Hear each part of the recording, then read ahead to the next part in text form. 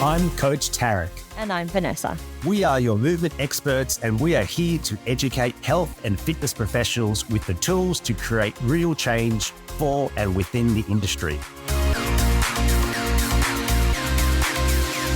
Hello and welcome to Purpose Driven Movement Podcast. My name is Vanessa. I am your host for today. And joining me today, I have the epic strength and conditioning coach and all-round veteran of the fitness industry, Clint Hill. Now, if you haven't heard that name before, all you need to do is take a little Google and you will find out a lot about him. Prolific in training athletes, rugby union, but has online training and been working with just absolutely everybody for the past few years in the industry. And this chat is super frank, super honest. We're talking about performance. We're talking about strength training.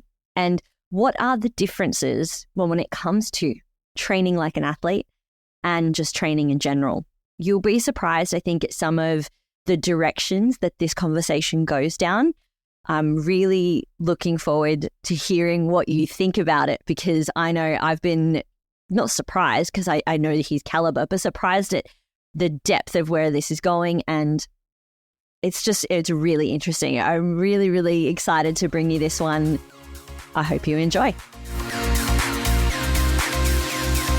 Check out FTI's latest offer, which is 15% off of any of our online courses. Simply go to www.functionaltraininginstitute.com and input PDM15 at cart checkout. Hello and welcome back to Purpose Driven Movement. I'm Vanessa, your host today. And with me I have Clint Hill. Thank you for coming today. Thanks very much for having me. Really appreciate it. Like anyone, I am just going to launch headfirst into some questions, so I hope you're ready. Now, we were talking about how we've been in the industry, both kind of like running parallel to each other. And recently we popped up and met each other. And this is really great because my question for you, we finally met each other at an athletic training event. What is the difference between training athletes and training general population? Yeah, look, I love this question. And when you pop through the storyline or some of the potential things that you wanted to chat about today, this question is kind of a recurring theme at the moment, especially. And I'll just preface what my answer is going to be a little bit with this little bit of background. In the early 2000s, a lot of PTs went to calling their clients athletes so that they could, quote unquote, push them down a little harder and take away from general population and sort of move into this. I'm training all of my clients like I was a strength and conditioning coach. I'm training all of my clients like they were athletes and that they require hand-holding through every piece of the way. Now, some parts of that were really clever from some coaches and some PTs because their thought process around that was, if I'm doing more, I can charge more. And I like that, from the concept of, a big chunk of my income comes from coaching general population, and I've been very fortunate over the years to have some good general population clients and some really fantastic experiences there. But an athletic performance coach, a strength and conditioning coach, are very different to your general personal trainer / coach, as so many want to call themselves these days.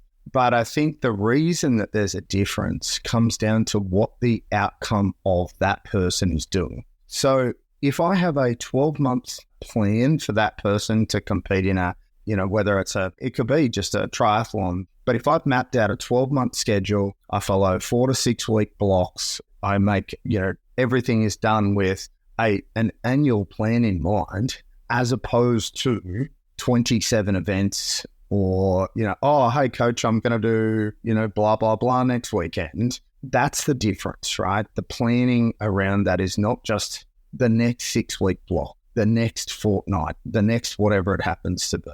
It is based around multiple events. Let's say, for example, in my sport, rugby union, we do a pre-Christmas, we do a 7-week block. Post-Christmas, we do a 10-week block. Then we do 4 weeks of trials. Then we're into 18 weeks of season with 1 week of recovery in the middle. And the back end of that is hopefully a 4-week final series. So I know before the season even starts, every training day, every time of training, how we're going to do it, what the season looks like. And I can tell you this November, what day we start training.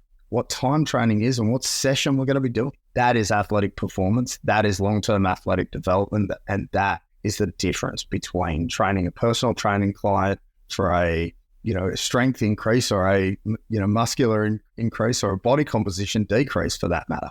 That's such a great answer to that question. I think it's beautifully illustrated because you can almost visually see those blocks. And so, if people hadn't heard about these training phases or blocks, well, let's have a little chat about periodization, because I think periodization is something that all trainers should be able to get their head around. And it is useful because, like you said, we all train clients who want to do a triathlon or maybe who have a couple events throughout the year that they want to train for. So what can we take from that athletic population, deep, detailed, periodized plan, and how do we implement that into kind of an everyday person? I think what gets lost with people is some of the terminology that we use.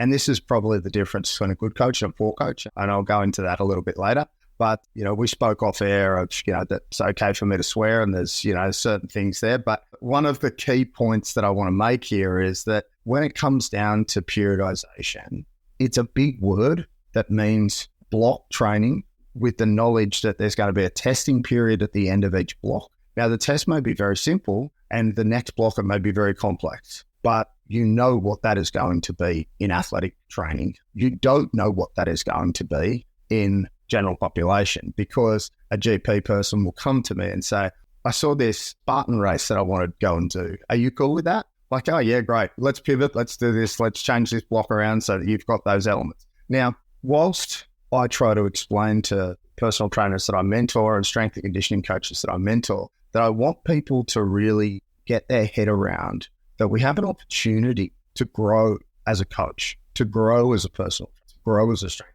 by treating it with the same principles as athletic performance, but also with the knowledge that you're probably not going to get an exact perfect client in some of those systems. Now, look, I always say that you plan for the best and end up with whatever you end up with. And I think that's really clear to me when it comes to this particular piece, because when I'm looking at a general population client that might say to me, hey, Clint, I want to do city to surf, I want to do a half marathon in September, I want to do a Spartan race, and, I really want to win the three-legged race at my kid's athletic carnival, right? Whatever it happens to be, I think it's really critical to know the big ones, but also then to realize that that person's probably going to have 2 months off during the year based on holidays, sickness, work, family sickness, et cetera, et cetera. So I think the planning looks good. And when you break it down to get the right result, you'll also have some changes when it comes to that. I like that. Having been across both worlds, I've only really had a small time in the athletic performance because I definitely am a Gen Pop kind of person. But I will say that Gen Pop is really tricky because they'll throw curveballs at you so much more. Yeah, I was also going to say that, right? So one of the things, and you'll learn this about me fairly quickly, I don't use the term accessories in weight training. I'll explain why in a moment. But I also think that one of the things that we need to piss off comfortably is some of the bullshit terminology that probably doesn't really mean what it should have meant back in the day. Like, what is general population? Like, if I'm 47 years old, a male with 3 kids, how is that the same as a 47-year-old male with no children and $4 million in the bank? There's general is really not general. It's trying to put a group into, it's a huge chunk of humans that fit into that particular piece. It's far easier when I get 10 athletes at the exact same position that are probably 4 years difference in their training age. In their training age, meaning that if they've come into a sport at 16 years old, they are 0 that day. By the time they're 17, they're 1-year-old, 2-year-old, et cetera, just to give a little bit of context there. So if I've had that person for that period of time and they've got a training age of 7 years, and I've got 10 of them that are all fairly similar, they're all playing the same position, doing the same things, well, that's far easier because I also know they're turning up Monday night, Thursday night, they're not missing sessions. If they're vomiting, they better be close to death, because if they don't turn up to training, they won't be playing. And that probably means that someone else takes their spot. So general compliance becomes a very different conversation when it comes to an athlete also becomes a very different conversation when we start talking about a PT client that has job, family commitments, travel commitments, work commitments. So my favorite thing that you said in that kind of spiel there was general population isn't general. And I think about how kind of profound that is. And that for me, people look at strength and conditioning coaches and think that they're the pinnacle of learning and they've got all this science and all that kind of stuff. But what you said was really interesting because yes, you need that. You need to have your plans. But once you've got everyone there, you're pretty much doing the same thing, rinse and repeat, right? Yeah, look, I mean, let's be really truthful here. The number of plans that I look at pretty much based around squat, deadlift, push, pull, bend, and twist. Now, 27 years ago, we were preaching the exact same movements. So guess what, guys? Not a lot has really changed. We might have all these fancy bullshit variations. And look, I argue about a lot of that with a lot of people. And the good old internet warriors that want to tell me that this particular exercise is far superior and it's better for this and it's better for that. Look, I guess the absolute truth of that, without trying to sound like a little arrogant pig, is that deep down, the basics are so good. They're so, so good. And if you need to entertain your clients, well, then go ahead. But at the end of the day, my job as an S&C, as the head of high performance at different places over the years is to get people fitter, faster, full stop. I think that that's where the difference really stands out to me because then, you might have a client who comes to you who's not an athlete, who wants to be fitter, faster, stronger. And you want to take those principles from athletic training. But like you said, you could have 5 clients who want to be fitter, faster, stronger. But you've got a 23-year-old woman, you've got a 47-year-old father of 3, you've got all of those. Or you've got someone who wants to train 5 days a week or 2 days a week. Because that's the other concept, and maybe I was probably a little bit ego-based and ego-driven in my early years, being a 25-year-old, 108-kilo male. Look, I'd say my ego got the better of me in a lot of programming decisions that, I forced almost people to do things that they didn't want to do. An extra day, if you want to get results, you've got to do this. And it's like, well, actually, what's the actual minimum stimulus that I can provide to get the right result here? It's really cool to hear you say that. As early trainers, we would all be guilty of pushing people a little bit too far. And it's mostly through love and through the desire to get them the results that we think are so important to them. And look, I think, I had some amazing success with some really high quality athletes very early in my career. The likes of people like Kendrick Louis, who's a Nutrigrain Ironman, a couple of national titles, a couple of world titles, and a few other things like that. When I'd only been coaching him for a year or two. So I thought everyone should do 16 sessions a week. And, you go back and you look at some of those things and you just kind of give yourself a bit of an uppercut. But at the same time, I think the truth about it is that every single thing I did because I wanted that person to be better, to achieve more. I've just started retraining, horrible wording, but you'll get what I'm getting at, an athlete by the name of Cameron Girdlestone. Now, Cam Girdlestone is an Olympic rower. Went to 2 Olympics. He got a bronze and a silver in the quad sculls for Australia, which, Cam's got a beautiful story. He got kicked out of the Australian under-23s team as a lightweight, came to me, spent 4 years training with me, became a heavyweight, which no shock there, and, went on to a highly successful Olympic career and is now the Australian Olympic Committee's ambassador for Australia. And just, he's come back to me and said, hey, Clint, I was never happier, stronger, faster, healthier than when I was training with you. So hit me, but I only want to do 3 days a week now. I'm not doing 5. Okay. So when you listen to those things and you listen to your clients and your athletes, I think you can make anything happen. The reality is you've just got to be honest and up. This is a great segue. You did it totally on purpose. I didn't even realize. What does performance mean? It's showing up for my family. It's showing up for my clients, my athletes, my friends. But that also means a few gym sessions a week. I still have to get some power work in because, again, when I'm teaching an Olympic lifting workshop, it doesn't look much good if I can only pick up the bar and clean it these days. So I've still got to keep the touch points happening there. I guess, that's a funny one in essence, because just to finish on that before I move into what it looks like with my athletes, I think one of the key pieces for me personally has been, as long as you can do absolutely everything you want without fear, that's what performance looks like. So I guess if you said to me, oh, hey, Clint, let's go for a bike ride tomorrow. If I went, shit, I can't ride a bike for 30 minutes. Well, that's no fun. Life's not supposed to be about, oh, sorry, I've injured my knee, I can't do that.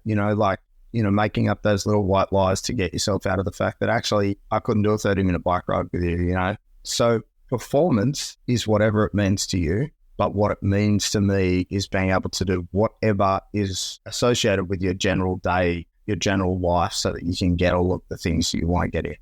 That absence of fear one really, really stood out to me. I think that that's big because there's a lot of fear and there's a lot of intimidation in our space. In general, in the fitness industry, there's so much of it, and that's such a great inclusion into that. I want to come back to that in a second, but what's performance mean for your athletes or athletic training? Okay, so I'm very, very realistic. And one of the points that I want to make about being realistic is that if I let's go back to a Cameron Girdlestone, right? So the year one that I had him, our goals were to put on 10 kilos, but to be at the exact same speed that he was at in the boat at 10 kilos heavier. Now then, year two, it was to increase his speed and maintain that weight. At year three was get back into the Australian Olympic team. So actually maybe scale that back to that's also what an athletic coach does, right? So a strength and conditioning coach forecasts heavily into the future rather than 4 weeks in advance, but maybe even a session in advance. But let's not pick on some trainers that I know. Happy to call a few out. But anyway, so I guess what I really mean by that is that when you look at performance, every single person's individual performance is going to vary. So first is do no harm. Second is ensure that that person is able to be picked if it's a team. In essence, make sure that their body is resilient, make sure their body is strong and free from injury and pain as much as possible, but also making sure that that person has all of the physical and physiological qualities for that sport. I want to dabble on this. It wasn't in my questions, but you've opened the door, so I'm going to go into it. You talk about, for your clients, several things have stood out. An absence of fear to be able to do what they want. The minimum stimulus to be able to move them forward. These things are important to me as well. I'll give you a little bit of background about me about this minimum stimulus. I was definitely an overtrainer, taught a lot of group exercise. I've always been high performer in terms of movement standards, ex-gymnast, all of that kind of stuff. Quite strong, pretty agile, all of that. And it just went nuts in my 20s in terms of exercise. In my 30s, I get an autoimmune disease. I've got Hashimoto's.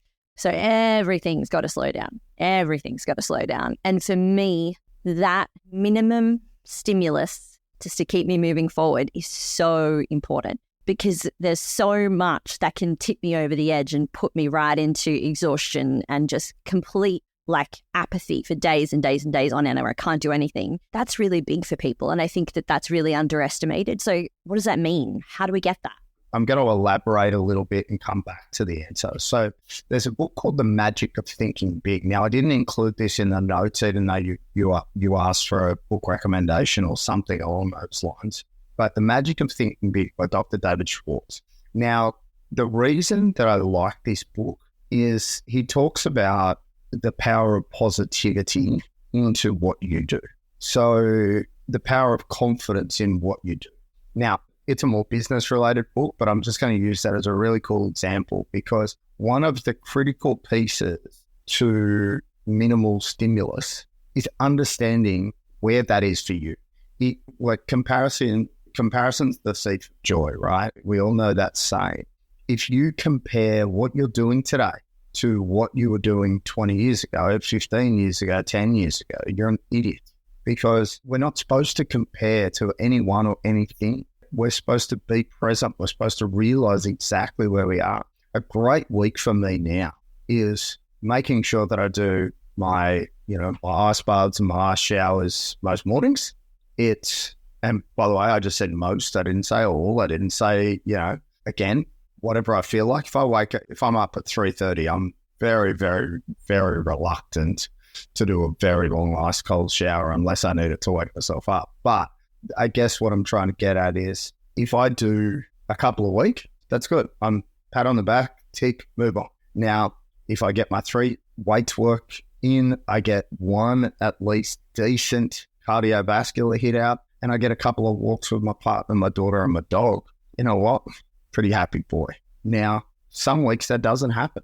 Now, I'm not going to die because I miss those. I may die of cardiovascular disease later in life because I miss those. I think what I'm trying to get at is the minimum stimulus must be whatever it is to push you to where you need to go. Now, I need to, being 45 years old and having a full month, be fit as hell at 85.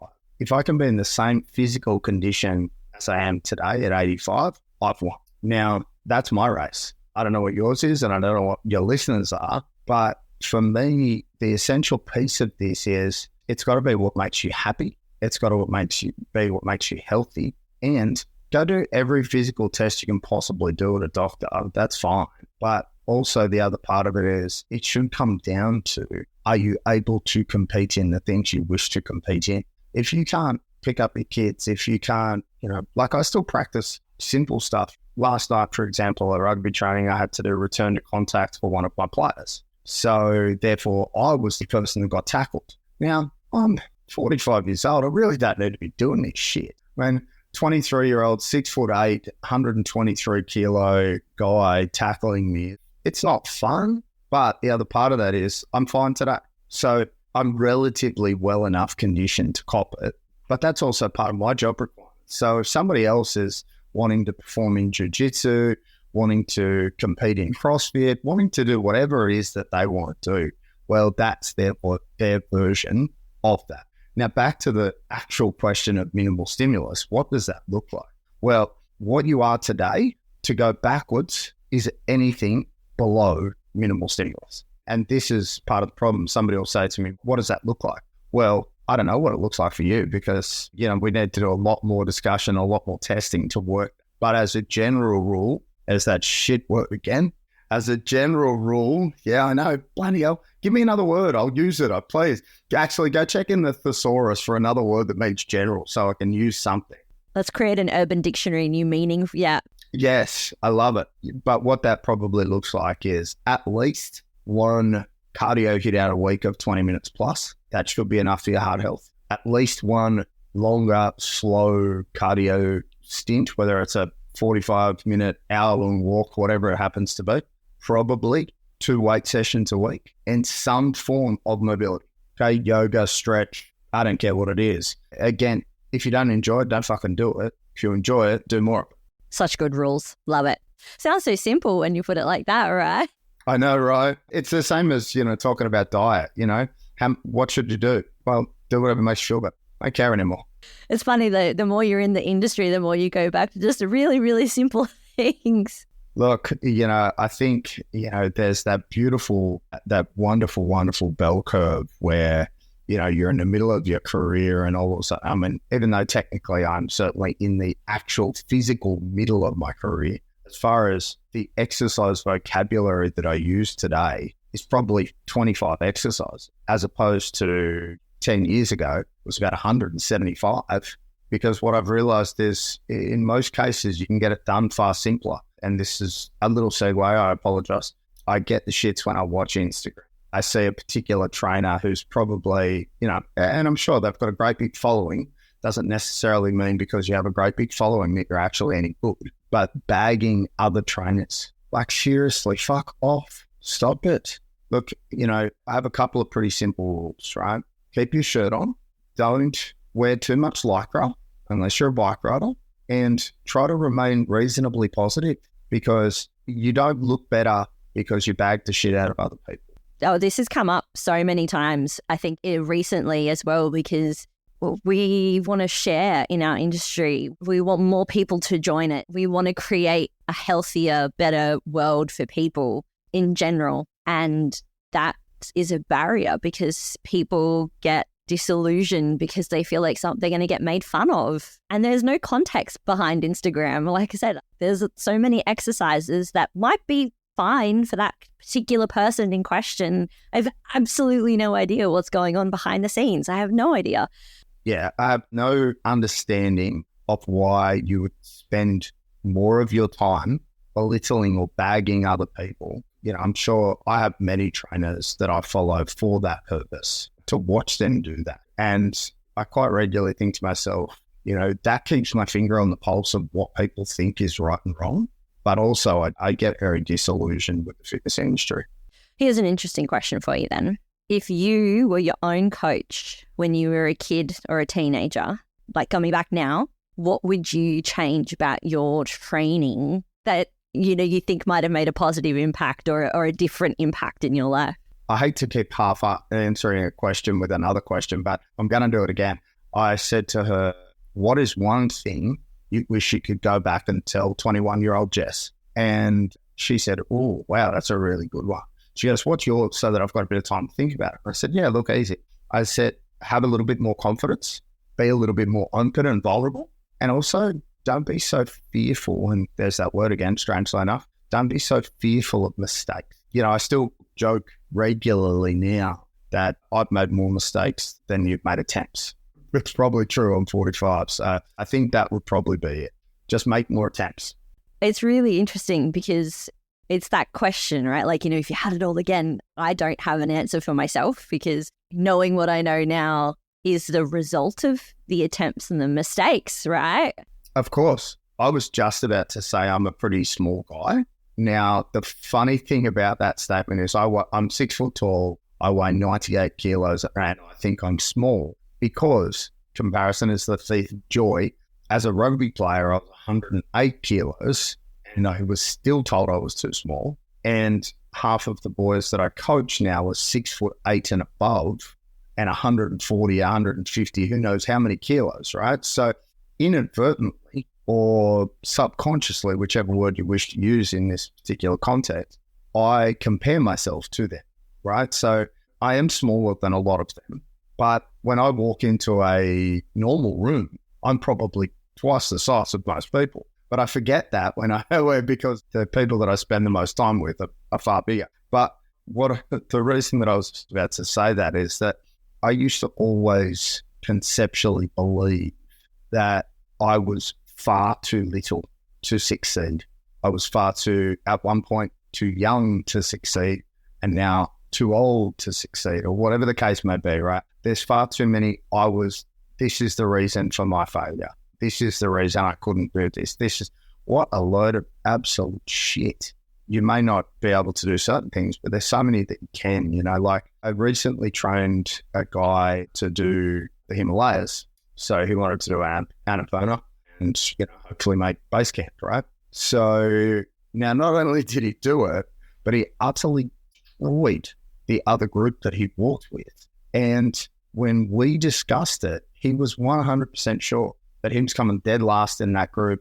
He was going to be the failure. He was going to be the bottom of the barrel. And, when I got sent a photo of him with the flag on top, give me the thumbs up and whatnot, when he finally got back to a level where he could call me, he said to me, he goes, man, why do I doubt myself so much? And I said, because we're humans and that's what we unfortunately are conditioned to do. That's a great story. Just to put it into context for everybody, I'm 5'2" and weigh 51 kilo.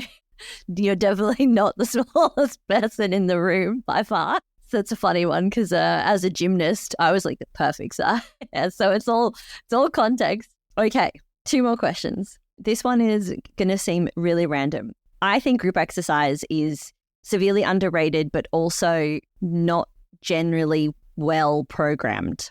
But I was doing my research on you and I saw a video of your team, of your coaching team in the gym with all of your boys, all of the team in the gym. And are strength and conditioning coaches just nerdy group exercise instructors? Because that was hectic. What on earth? All right. So for context, I know exactly which video you're looking at. It kind of went a bit viral, actually. And I'll be honest with you, it was a pre-season training session at a good mate of mine, Dean Jamison's gym down at Tarrant Point called Lean Performance. I had 142 athletes in that day. I separated them all into groups of 10, something like that. Obviously had some injuries, had some things I had to program around. But in a nutshell, what occurred is I had 10 stations set up And this is the particular video that you're looking at. And it was like ski erg, bike erg, rower, devil's press, kettlebell swings, run, push-ups. Now, the session itself, that particular piece that was recorded there, a couple of my boys have said that was one of the hardest sessions that they've ever completed with me. And basically, it was a real solid team builder. And, we talk about group exercise should be about community, team building, teamwork, et cetera, et cetera. But that was a pretty unique situation to have that many people. So to answer your question, maybe we are, because that's where, I've got a whistle going, I've got a stopwatch going, I'm screaming at people, I've got Rage Against the Machine pounding in the background, which my boys hate, by the way, because they're all young, 20-something, and they want some shit R&B crap that I want to throw through a wall. But of course, on those days, I have total control of the stereo, so that's good for me. Look, I guess Group X is such a solid foundation for understanding how to function through a group of humans. And I think, Group X has copped a pretty tough name after step aerobics and shit like that probably should have been left exactly where it was left. But there is a huge, huge amount of Group X that is so important. I've just come from doing a contract with Fitness First, and I won't go into how that ended because I was walked from there yesterday. But that's a long story. Don't ask questions that you don't want the answers to. Fitness First. Thank you very much. So I have a meeting with the CEO and a couple of the high-level execs after that one. I love that email, let's just say. Yeah, so we'll see where that one ends up. But anyway, I looked at that Group X, I guess, mentality, if you will, and it was almost like they didn't know where the weights floor was. Now, that's probably my issue with Group X. It's like Group X is over here and weights is over here, when I think we just need to do a little bit more of that. I think, community and group exercise work has kind of found a bit of a niche in things like, your Rebel training, your 98 Riley or 98 Gym now as it's known, and those kind of things, because they've worked out ways to make Group X fun and blend some strength work into that a little better. Now, again, there should be a place for that tiny little minute muscle, or tiny little assisting muscles on a cable machine in the back corner of a gym. There's a place for all of it. And I think as you get older, you become far happier to admit that there is a place for everything. Maybe not both Super Bowls, but let's not go into that. All my take home from that was all strength and conditioning coaches, group exercise instructors said, I'm going to go with no. That's all you wanted to hear. So ready? All strength and conditioning coaches are glorified Group X instructors. There we are. Actually, if you use that as the snap for what you use to promote this, that would be hilarious.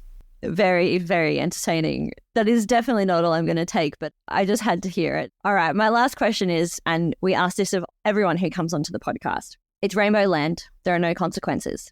If you could change anything in the health and fitness industry, what is it that you would change? I have to split this. I think both parts tie into each other a little bit. The influencer mentality. I feel like people should have some context around two things. One, if they're on performance-enhancing drugs, first and foremost. And then secondly, what their real qualifications are. Look, I've been preaching to anyone that wants to listen for many years that a national or international qualification must arise out of this. I probably spent too long at uni. Let's not go down that path, and too much money of other people, to be fair. They thank God I got some uni scholarships there, and thank God for mum and dad on the way through there. So the bank of mum and dad did well, thank you. But again, some of that stuff that I learned was pretty pointless. But what it proved to, especially prospective employees, was that I could finish something that I started that was 4 years long. It didn't necessarily mean I was better than someone else that I may have gotten a job over, or they got the job over me. The second thing that I would really, really like to see change about the health and fitness industry is just better inclusion. Look, I've got friends and family who are in the gay community, in the obese community, in the whatever it happens to be. And I just think that, we just have to be a bit better with that stuff. I think about one particular thing that was said to me probably about 7 or 8 years ago. I have a large client that when I first started training her, I was working at PE department, which now is no longer called PE department, but I was working there after I'd finished at Riley Street. And she walked in the door at 184 kilos, and she walked out 4.5 years later at 174 kilos. Now, many people would think that that's a failure because she lost 10 kilos, and that was it on someone who probably looks like she should have lost a lot more. Well, this particular client is probably still to this day one of my greatest friends. She taught me so much about life. She had a skiing accident when she was 21 years old and went from 70 kilos to 180. They removed 3/4 of her internal organs, and the drugs that she requires to stay alive outweigh any stress that you and I are ever going to have to know. Now, how on earth do you think she felt having to walk into a gym? So, you know what? It taught me far more. And we took her on a great ride. When I started training her, she could squat 30 kilos and deadlift 30 kilos. Her best ever deadlift to this day is her body weight, which at the time of particular deadlift, for context, was 177 and squatted 122. Now, she's never going to do a chin up. It's not happening. Okay, we never even bothered to try. But she's still alive. She's doing really well. She's a university lecturer with a PhD in political science. She's an utter genius of a human being, and she probably changed my life more than I changed hers. So I guess people just need to be a little bit more inclusive, understand that everyone's goals are different, and I hope put things back into context. You know, we talked a little bit about it there before. We don't know the context of blah, blah, blah, Wendy Smith, you know, on the internet who's doing a particular exercise. You know, if you don't have anything nice to say, don't say it at all, is what my mum used to tell me, and give me a backhand across the back of the head when I did say something unkind. And look, I'm sure I still make plenty of mistakes in that one, and I make plenty of shit jokes to my athletes and clients today, but I certainly hope they all know that, you know, I have their best interests at heart, and that's a big one to me. Thank you for that answer. I love hearing the stories from, you know, the coaches and the trainers who we get on the podcast about the client or the clients. They always give me goosebumps, you know what I mean? Because those are the stories that really shape you and your career and what moves forward. And I think it helps to shape other people by hearing those stories as well. So thank you for sharing that. That's really important. It's really interesting. And, you know, just to sort of elaborate on that a little bit, if I can give a piece of advice to everyone that's coming out of their PT course, that's 4 or 5 years into their PT career, just be a little bit more open and a little bit more kind, because I guarantee you these people will change your life more than you can change theirs. See, that one might have to be the one that we lead with. And then I'll follow it up with the group exercise. You nailed it. No, thank you.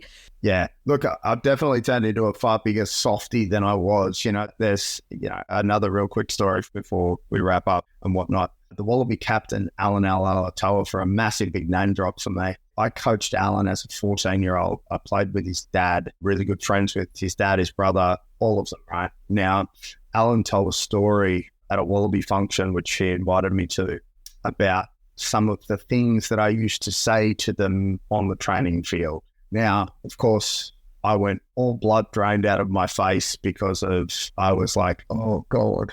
Not only could I be sued for some of those things, some of them were horrible and probably now completely un-PC and racist. Now, I never meant any of those in any bad terms. And of course, you know, Alan is of Samoan Australian heritage, and he still invited me to that event. So he realizes that I had his best interests at heart. But, you know, he said that those moments turned him into the athlete that he is today. And, you know, he and his brother are the only two brothers that have captained their nation. And Michael is captain of Samoa and Alan is captain of Australia.